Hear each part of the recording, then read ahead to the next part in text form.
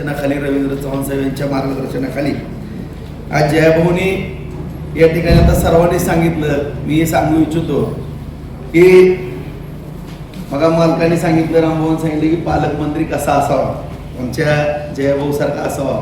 मी माझं उदाहरण सांगतो. 1 वर्ष व्हायचं आणखी मलाही बार्शीमध्ये भाऊ आले पालकमंत्री झाल्यानंतर. मी थोडा शांत बसलो होतो आणि भाऊनी मला प्रेरणा दिली, राजे भाऊ असं शांत बसून चालणार नाही मला. त्या दिवशीपासून मी अत्यंत जोमाने कामाला लागलो. आणि भाऊ तुम्ही आदरणीय देवेंद्र फडणवीस साहेबांच्या मार्गदर्शनाखाली, चव्हाण साहेबांच्या मार्गदर्शनाखाली आम्हाला जी ताकद दिली त्या ताकदीचं फळ म्हणून आज बाजार समितीला 18 पैकी 18, नगरपालिका बहुमतानं, त्याचबरोबर जिल्हा परिषदला 6 पैकी 6, 12 पैकी 12 पंचायत समितीला. आज जर पाहायला गेलं तर भाऊ तुमच्या प्रेरणेनं किंवा सगळ्या नियोजनानं संपूर्ण जिल्ह्यामध्ये सुद्धा 11 पैकी 10 सभापती आले, नगरपालिका मोठ्या प्रमाणामध्ये आल्या, महापालिका या ठिकाणी आली.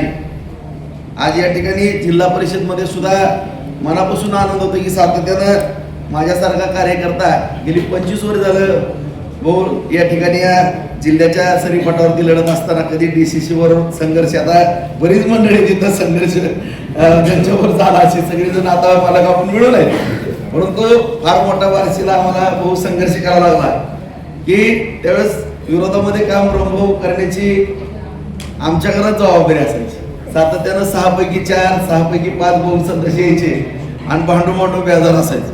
25 वर्ष पंचायत समिती सुद्धा सत्ता जनतेच्या आशीर्वादानं बार्शीमध्ये आज रौप्य महोत्सव आम्ही साजरा करतोय. अखंडपणानं बार्शीची सत्ता या ठिकाणी मिळाली.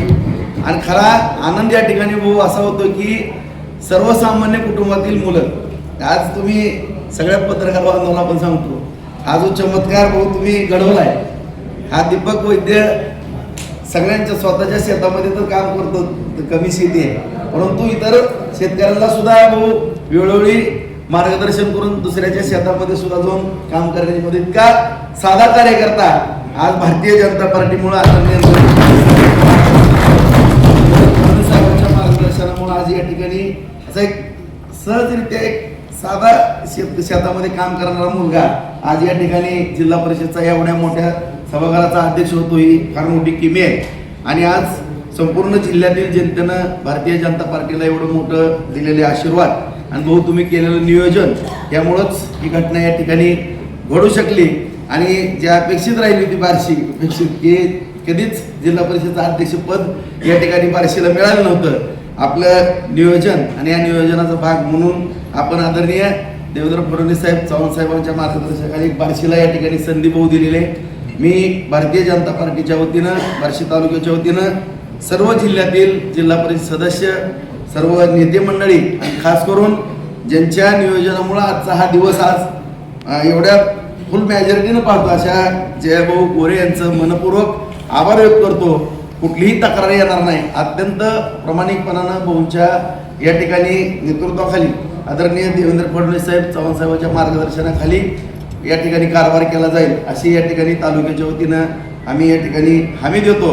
आणि या ठिकाणी जी भाऊ आम्हाला संधी दिली, आज सगळ्यांच्या समक्ष आम्ही विनंती करतो की बार्शीमध्ये आमच्या एका सर्वसामान्य कुटुंबातील या अध्यक्षांचा, सर्व सदस्यांचा आणि उपाध्यक्षांचा सत्कार करण्याकरता आपण वेळ द्यावी. आणि ज्या भगवंत महोत्सवाला आपण भाऊ आले होते गेल्या वेळेस, त्यापासूनच आम्हाला प्रेरणा मिळली. तो भगवंत महोत्सव 22 ते 28 तारखेला आहे. त्यावेळेस आपल्या हस्ते त्या महोत्सवाची सुरुवात करावी. आणि आमच्या सर्व बार्शीकरांची एक इच्छा आहे, ज्या पद्धतीनं पंढरपूरला आषाढी आणि कार्तिकी एकादशीला महापूजा माननीय मुख्यमंत्री आणि उपमुख्यमंत्र्यांच्या हस्ते होती, तशीच पालकमंत्री महोदयांच्या हस्ते शासकीय पूजा भगवंत प्रकट दिनाच्या निमित्तानं व्हावी अशी आम्ही या ठिकाणी आपल्याला सर्व बार्शीकरांच्या वतीने विनंती करतो. आणि सर्वांचे मनपूर्वक आभार व्यक्त करून माझे 2 शब्द संपवतो.